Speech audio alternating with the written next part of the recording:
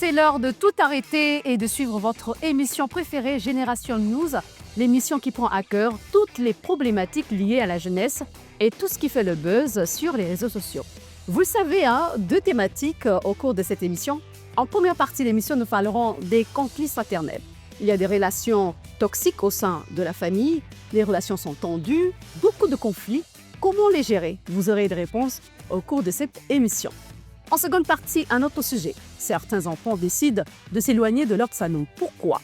Vous voulez en savoir plus? Ne ratez surtout pas cette émission et restez jusqu'à la fin. Nos invités sont déjà sur ce plateau. Nous recevons Safia. Tu es créatrice en développement personnel, créatrice de contenu en développement personnel. Merci d'être avec nous.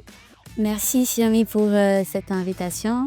Je suis particulièrement très honorée et heureuse d'être parmi vous aujourd'hui pour discuter autour de ces deux thématiques. Merci à vous. Et à côté de vous, nous avons Chérif. Toi également, tu es coach de vie. Merci d'être là. Enchanté, Cyril. Et nous avons Michel. Michel, tu es étudiant en marketing et management digital. Bien sûr, bien sûr. Donc, merci beaucoup pour l'invitation. C'est un honneur vraiment de participer à cette émission. On finit cette phase de présentation avec David, étudiant en électromécanique. Exactement. Merci beaucoup. Merci, c'est moi qui vous remercie pour l'invitation. C'est nous. Les conflits fraternels, si je crois que vous l'avez déjà entendu, vous avez entendu parler des conflits fraternels. Je vais commencer avec toi, Safia. Avant de parler même de comment gérer les conflits au sein d'une famille, j'aimerais savoir quelles sont les causes. Tout d'abord, ce qu'il faut savoir, c'est que la famille, c'est quelque chose de sacré. La fraternité, on peut le définir peut-être comme les liens qu'on peut avoir avec nos frères et nos sœurs. Et d'habitude, ces liens, dès la naissance, sont tellement solides qu'il faut quelque chose de vraiment fort pour les casser. Donc, on peut dire qu'il y a différents niveaux de conflits. Il y a des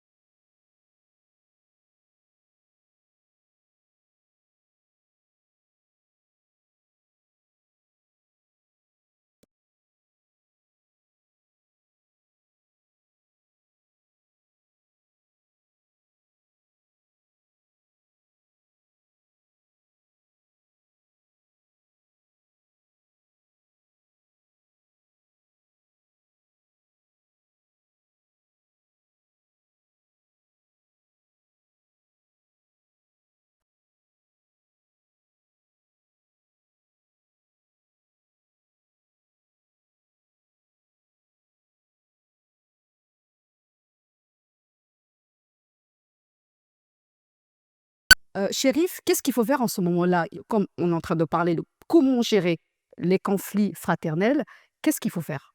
Voilà, parce que justement, j'allais vous emboîter le pas. Le truc, c'est quoi? C'est que, comme ça a été dit tout à l'heure, la communication, elle est la base. Et souvent, si on la néglige, alors qu'il y a aussi l'apport des parents, parce qu'on a dit fraternel, et qui dit frère, dit parent, dit papa, dit maman.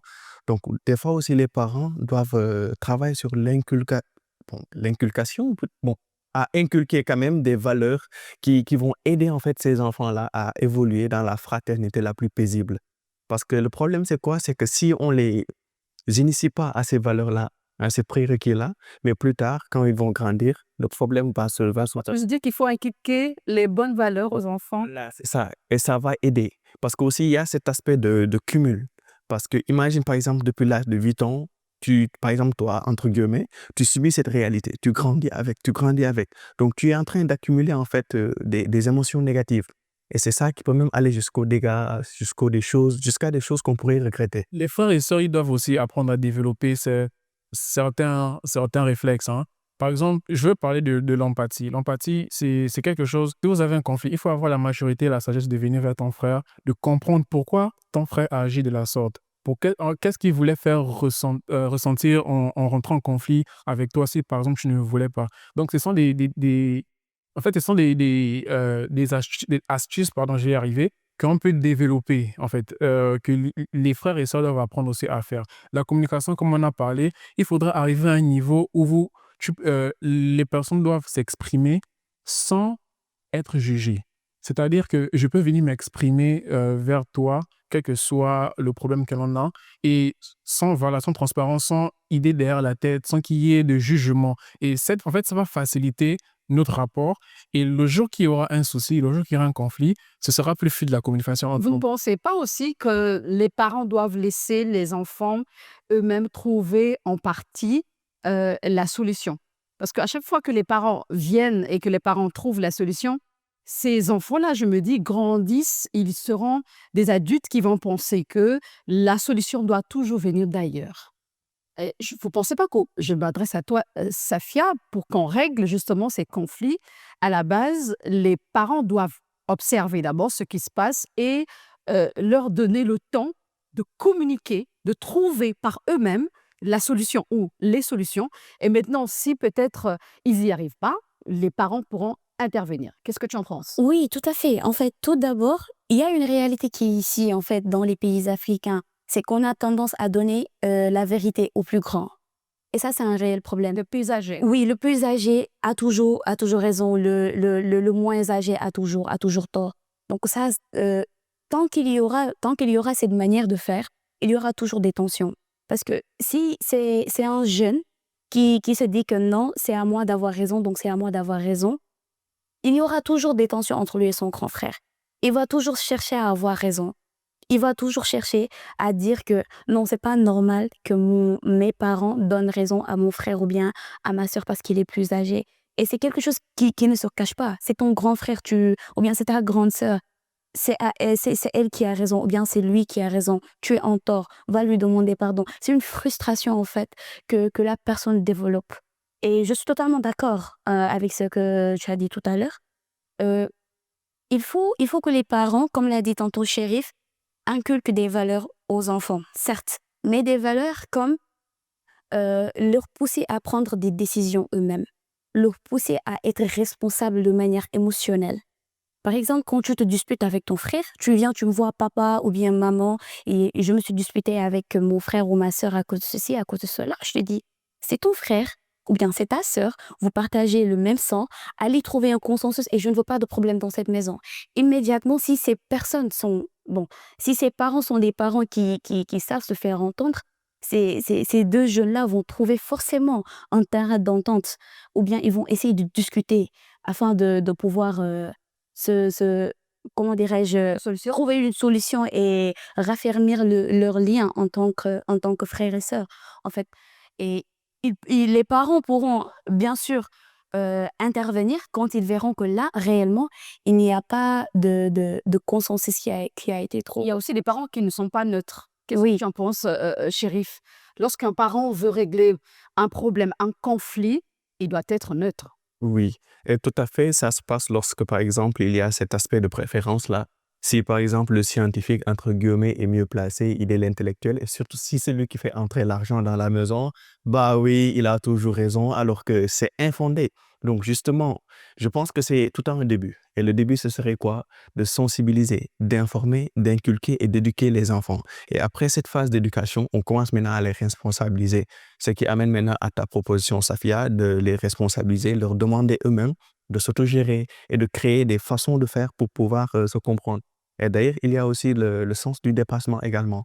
Même si je suis le grand frère, entre guillemets, j'ai toujours raison, mais justement, ose de cet esprit de dépassement pour pouvoir même gérer le problème sans pour autant que ça aille plus loin. Sinon, à quoi ça servirait d'être le plus grand? Mais là aussi, c'est un problème si un grand fois se dit que j'ai toujours raison. Je ne sais pas si ça fait partie de la culture africaine, mais dire à un aîné, il a toujours raison, il va grandir comme ça. Pour lui, il a toujours raison, donc vous, taisez-vous. Et c'est très dangereux. C'est aussi quelqu'un, en grandissant, quelqu'un, il peut être leader, il va penser que même dans son entreprise, il a toujours raison. Franchement, c'est pas très bien d'avoir cette mentalité-là. Et je pense que c'est vraiment aussi ça qu'il faudrait essayer d'exclure de nos familles. C'est-à-dire le fait que le grand a toujours raison et le petit, Il faut quand il est écouter toutes petit, les parties. voilà, il faut écouter toutes les parties. Mais moi, je pense pour moi, le plus important ici, avant toute chose, c'est les valeurs et les principes que les parents inculquent aux enfants. C'est d'abord ça. Parce que on peut dire aux enfants aujourd'hui de, voilà, allez-y, essayez de trouver une solution par rapport à ce problème-là et tout. C'est très bien. Mais les enfants aussi vont pas avoir ils n'auront pas d'abord ces valeurs que vous leur avez inculquées de base dès la petitesse pour se dire que voilà, les parents ont dit que c'est la famille avant tout. On doit s'aimer les uns les autres quoi qu'il arrive, quoi qu'il advienne. Vous voyez? Voilà, donc c'est ces valeurs-là que les parents doivent d'abord inculquer aux enfants. Donc dès que ces parents inculquent ces valeurs aux enfants, à partir de ce moment-là, on pourrait parler de ce que vous avez dit tout à l'heure, de laisser les enfants résoudre des problèmes entre eux, voilà, afin de trouver des solutions.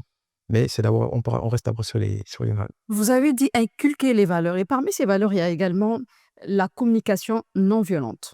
On le voit aussi, que ce soit un petit frère, un grand frère, une petite sœur, une grande sœur, qui adopte une certaine attitude qui désole quelque part la famille.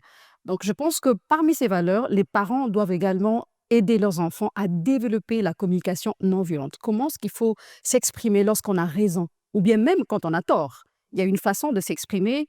Que penses-tu justement de cette communication non violente? Effectivement, les parents, ils ont un très grand rôle à jouer à l'intérieur de l'éducation. Comme il le disait, effectivement, c'est eux qui doivent inculquer aux enfants comment gérer certaines émotions, comment gérer certains conflits, vu que ce sont les parents, c'est eux qui nous donnent en quelque sorte voilà, la directive et comment on doit vivre.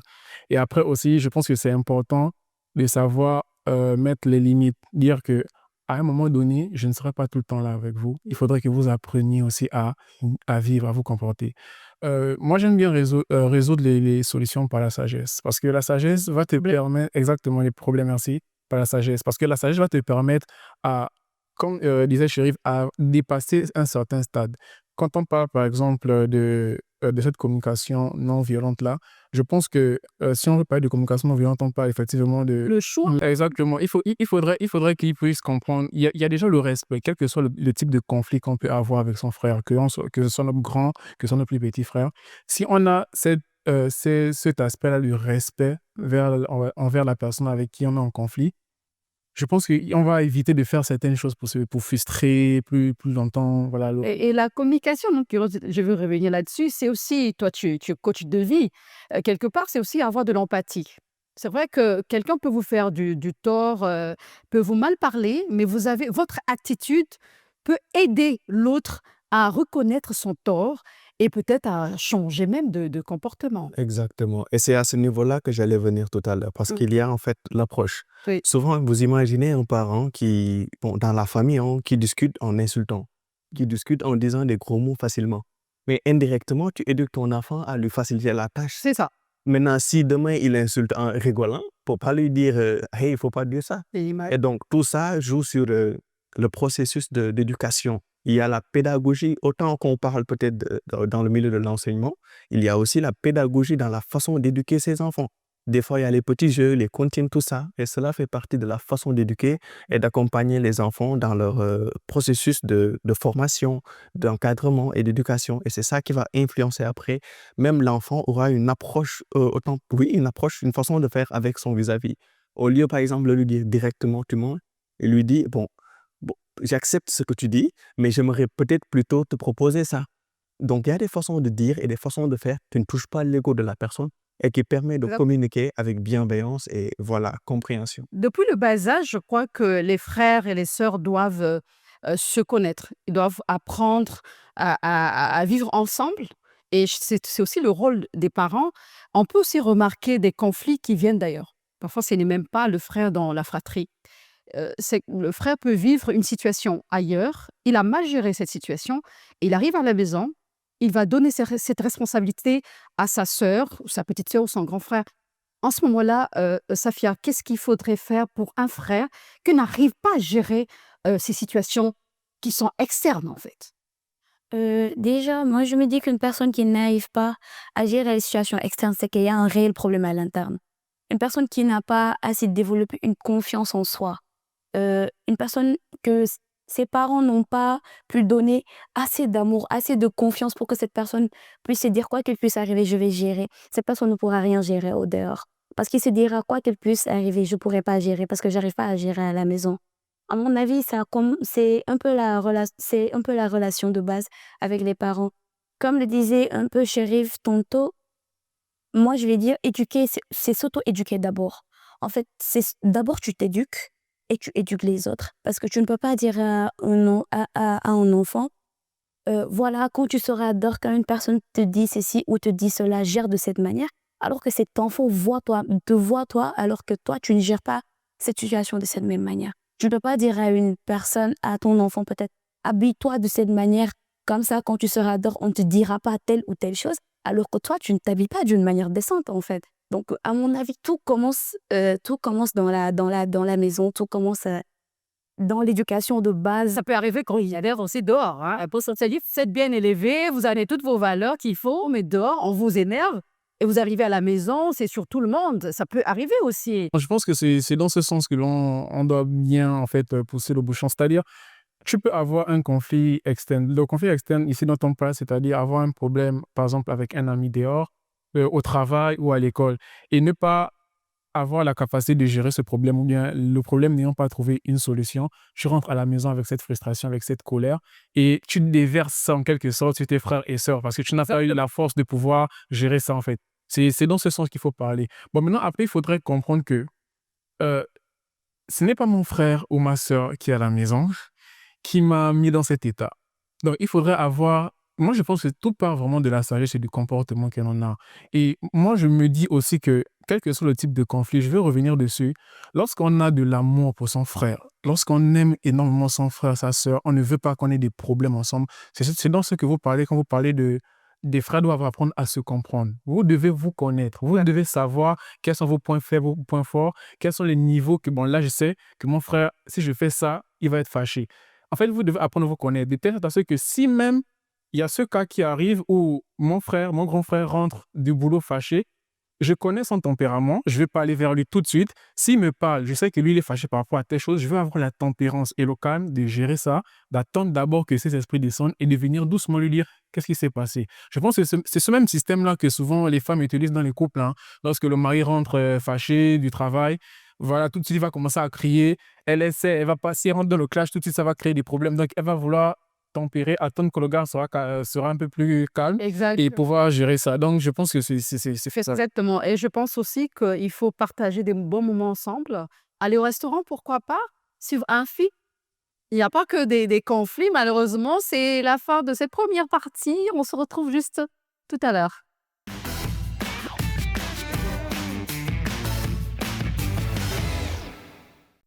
De retour sur ce plateau de Génération News et je suis toujours avec mes invités. Nous parlons d'un autre sujet. Certains enfants décident de s'éloigner de leur famille. Cette fois-ci, je vais commencer avec toi, David. Qu'est-ce qui fait qu'aujourd'hui, certains enfants décident de s'éloigner de leur famille? Très, très belle thématique. Je pense que effet courant, bien sûr, hein, c'est un fait courant autant pour moi. Il y a beaucoup qui vont se retrouver dans cette thématique. Bon, après, l'isolation ou l'éloignement des enfants vers leurs parents, elle est liée à diverses causes, hein. Elle est liée à diverses causes. Je pense que le plus souvent, pour éviter d'être frustré, blessé par ce que l'on a entendu, il y a des enfants qui décident de prendre les voiles, c'est-à-dire de se mettre à distance de cela. Donc, dire je me protège. En fait, c'est s'auto-protéger, en fait. Monter une sorte de carapace pour dire j'évite un conflit, j'évite. C'est un peu lié à la La thématique. thématique que nous avons développée tout à l'heure. Exactement. Donc, c'est ces conflits-là où on n'a pas trouvé de solution. On a laissé ça comme ça et chacun est sorti de là avec une frustration, avec une colère. Vu c'était juste d'échanges de paroles assez violentes, la personne se sent blessée, se sent un peu frustrée et va décider de ne plus soit parler ou bien de prendre ses distances. Donc, il y a ces genres de causes-là aussi qui peuvent engendrer ces isolations. Je comprends ce que tu dis.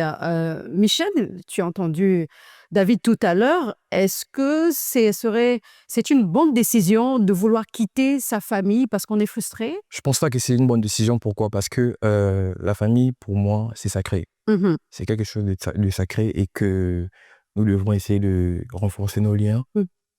pour que demain après-demain, il n'y ait pas de problème qui nous pousse à À s'éloigner. voilà, s'éloigner. Vous voyez un peu ce que je veux dire. Et par rapport à la thématique, je veux rester sur le contexte de la communication. Voilà, la communication et la compréhension. C'est-à-dire, si on n'arrive pas à communiquer correctement entre parents et enfants, ça peut pousser les enfants à s'éloigner. Et donc, ce qui dit, si on parle de communication, on parle également de compréhension. C'est-à-dire, il y a une incompréhension entre le papa et ses enfants, ou bien et son enfant. Voilà, ça va pousser forcément l'enfant à s'éloigner. Est-ce que c'est pas dangereux pour un enfant, bon, pour ses parents, il est enfant, mais peut-être qu'il est déjà adulte, qui décide de s'éloigner de sa famille? Je me pose la question, est-ce qu'il a des moyens qu'il faut pour qu'il puisse se prendre en charge, shérif? Alors, vous allez me dire peut-être que j'ai une machine à remonter le temps, mais moi, j'aime toujours en fait revenir à la base. Oui. Et pour dire que, en fait, si l'enfant, si le jeune a la capacité de s'autogérer ou non, il dépend aussi particulièrement aussi de l'éducation en fait du parent. Mm. Parce qu'il y a des jeunes dès l'âge de 15 ans, ils arrivent à s'autogérer. En Afrique? Oui, en Afrique et partout d'ailleurs. Par contre, il y a aussi d'autres adultes, même à 30 ans, ils demandent le pain pour prendre le petit déjeuner. Donc, pour dire que tout est question aussi d'éducation, d'évolution et d'état d'esprit, de façon de comprendre les choses. Mm. Et que quand aujourd'hui je prends peut-être mon exemple, j'ai été un peu trop chouchouté dès le bas âge. Et aujourd'hui, si je n'arrive pas à m'auto-former aussi également, à m'auto-éduquer, je risque de me laisser aller au point où, voilà, je me dirais que je ne peux pas quitter mes parents. Ou bien, dès que je quitte, je souffre énormément parce que je n'ai pas les ressources internes même qu'il faut pour m'autogérer. Maintenant, il y a aussi des fois ce complexe qu'a l'enfant sur le parent. Parce que des fois, le parent n'a pas créé comment je vais dire ça, ce lien-là facile entre le parent et l'enfant. Et du coup, l'enfant, au lieu de venir souvent se confesser avec le parent, parce que moi, je donne mon exemple, en fait, mon père, c'est mon confident. À chaque fois que je vais dans quelque chose, où il y a quelque chose qui se passe, c'est la première personne souvent à laquelle je m'adresse. Maintenant, si l'enfant n'a pas cette initiation, ces prédispositions, ça va être difficile facile autant pour moi que l'enfant s'éloigne en fait de ses parents ou de sa famille de façon générale. Et Safia, justement, pour les enfants qui s'éloignent de leur famille, d'autres sont en quête d'identité. C'est-à-dire que c'est des enfants qui ne se retrouvent plus, qui se disent que le modèle familial ne me plaît plus, j'ai besoin d'un autre modèle, je suis en quête de mon identité, ce qui fait que certains partent. Qu'en penses-tu? Alors, tout d'abord, ce qu'il faut savoir, c'est que dans cette vie, aucune personne ne quitte sa famille de manière facile, en fait. À chaque fois que tu quittes ta famille, tu en laisses des plumes et tu laisses derrière toi une famille blessée. Donc forcément, il y a des causes vraiment profondes qui peuvent pousser une personne à vouloir s'éloigner de sa famille. Donc, vous l'avez dit tantôt, cette incompréhension même qui est la base, parce que quand une famille ne comprend pas un membre, ou bien quand les parents ne comprennent pas un enfant, n'essayent pas de connaître ses ambitions, ce que l'enfant veut, ce que l'enfant veut étudier. Par exemple, ici au Sénégal, ce sont les parents qui te forcent en fait le chemin que tu dois suivre. D'abord, tu vas étudier dans telle école, ensuite tu vas sur telle série, ensuite tu vas aller dans telle université, comment dirais-je, travailler dans tel domaine, réussir, avoir ceci, avoir ceci, avoir ceci. Et en vérité, ils ne cherchent pas réellement à savoir ce que l'enfant ressent, ce que l'enfant veut. Ce qui est le plus courant, l'exemple le plus terre à terre que je peux donner, on peut voir qu'au Sénégal, il y a beaucoup de jeunes qui aiment jouer au foot. Les garçons, beaucoup de garçons qui aiment jouer au foot.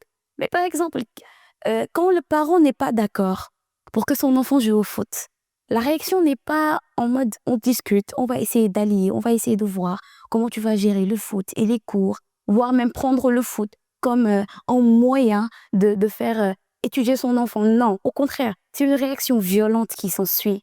Tu arrêtes totalement le foot, tu te concentres sur les études et à la fin, l'enfant échoue dans les études. Et à un moment donné, il a besoin de se retrouver. Il est oppressé, il se sent pas à l'aise, il ne vit pas. Ce qui amène beaucoup d'échecs ou bien même quand la personne réussit dans le domaine qui lui a été imposé par les parents, la personne n'est pas heureuse. Il est en quête éternelle de Vivre le bonheur. rêve de ses parents. Exactement, il est en quête éternelle de bonheur parce qu'il a été la réalisation de ses parents, la réalisation, comment dirais-je, inassouvie de ses parents. Ouais, il n'est pas lui-même. J'aime bien ce qu'elle est en train de développer. Elle a pris un bel exemple du foot. On voit les jeunes qui sont très passionnés. Après, les parents veulent autre chose. Et il y a certains enfants qui sont très têtus malgré le choix des parents. Ils ne veulent pas entendre, mais là, pas du tout. Et finalement, c'est des enfants même qui quittent le pays et qui se retrouvent à l'étranger, qui réussissent quelque part. D'autres ne réussissent pas. Ils changent aussi de métier. Ah, c'est quand même vice-versa. Qu'en dis-tu justement de cet enfant-là qui arrive à l'étranger quand même et on se rend compte que quelque part, il a réussi?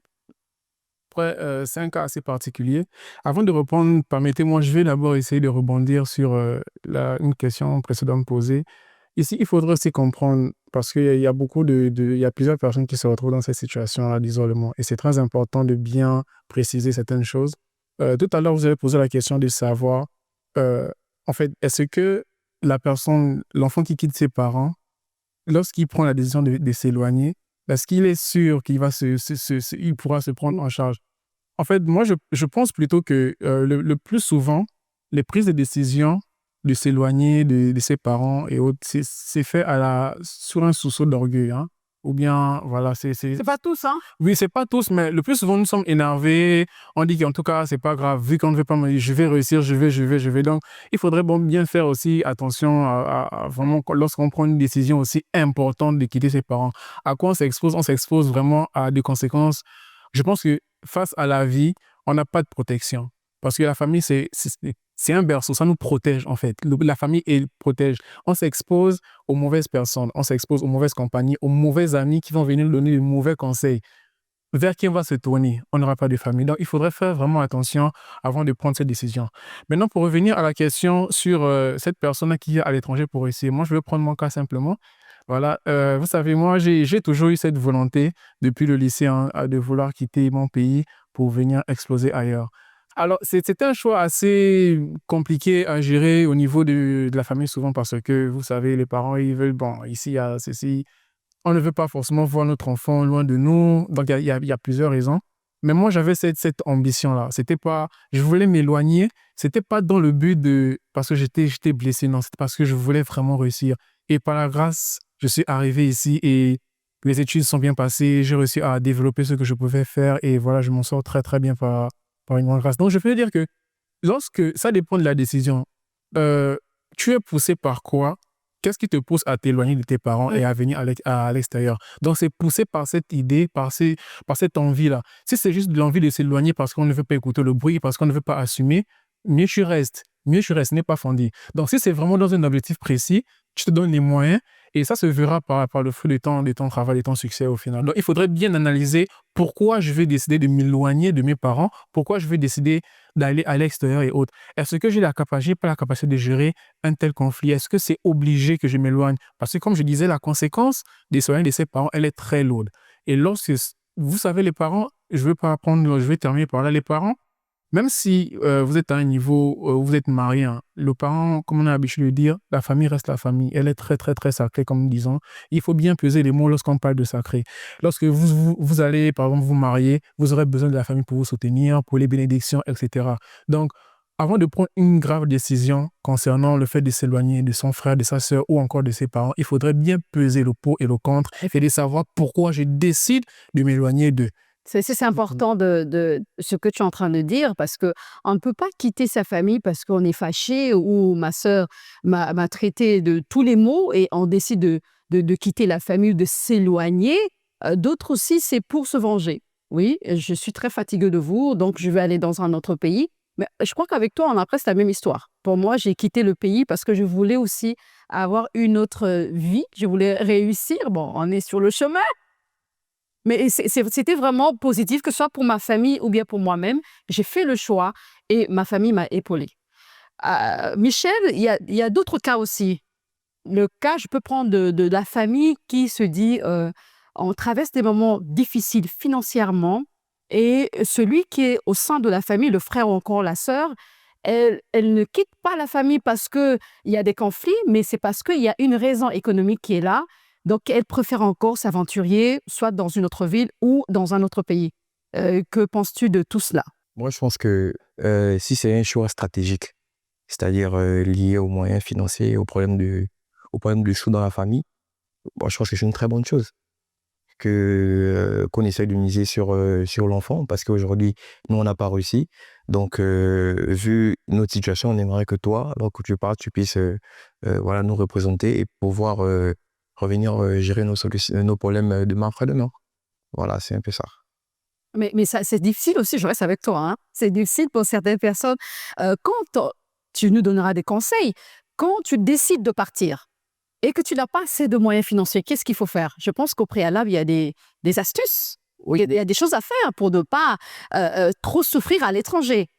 Bien sûr, là, tout à partir d'une organisation avec la famille, hein, moi, je pense. Par exemple, la famille, c'est pas seulement papa, maman et puis les frères. La famille, je pense que c'est aussi les oncles, les tantes, etc., les grands-pères, etc. Donc, essayer d'élargir notre réflexion et la partager avec les autres membres de la famille pour avoir un soutien. Moi, je pense que c'est ça, parce que on va pas se lever un matin comme ça et dire toi, tu vas à l'étranger, tu vas nous sauver. Voilà, donc c'est une question d'organisation. On doit s'organiser, le père, la mère, tout le monde doit s'organiser et puis chacun doit mettre voilà, du tien, voilà, pour pouvoir réunir les conditions pour que tu puisses aller réussir et revenir aider la famille. Bien. Et voilà. Voilà. Alors, on reste toujours dans le cadre de cette thématique. Il y a aussi les enfants bien élevés, dans la famille, il y a l'harmonie, mais à un moment donné, les parents décident de divorcer. Il y a des enfants qui ne le supportent pas.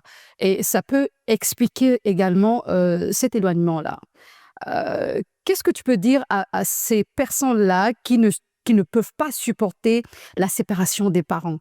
La raison pour cette personne, pour elle, elle doit partir. Elle ne peut même pas rester ni avec papa, ni avec maman. Alors, il faut dire qu'en fait, la sacralité d'une famille réside justement dans cela, parce qu'on suppose qu'elle est indestructible, qu'elle doit rester forte, qu'elle doit rester soudée, ainsi de suite, ainsi de suite.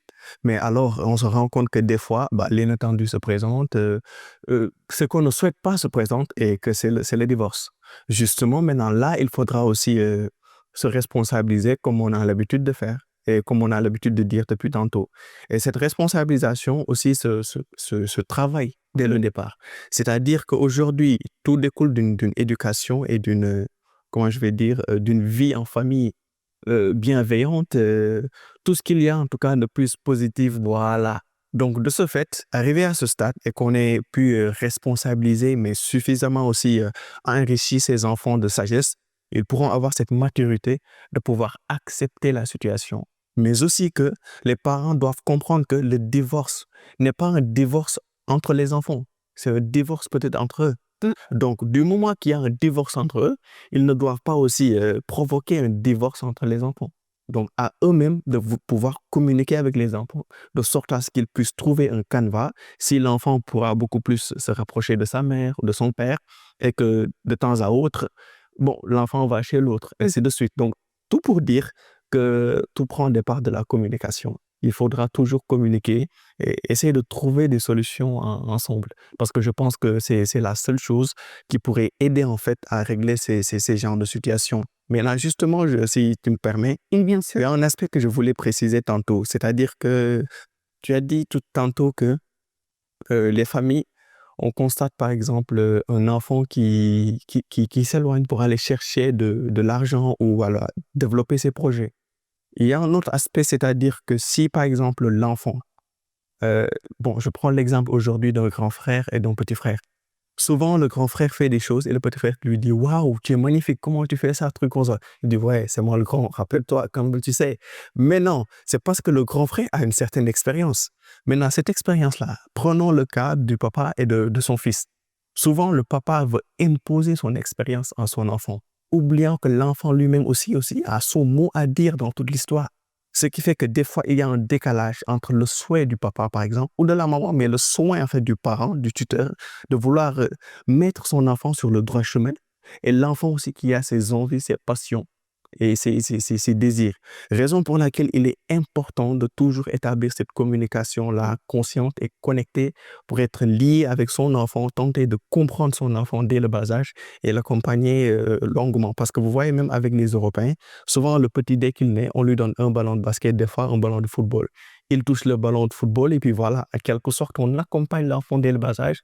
Et vous voyez souvent que ça, c'est une manière même d'être une solution pour éviter en fait ces éloignements. Donc, il faut une complicité, en fait, entre les parents, les enfants, Exactement. comprendre la passion, les passions des enfants.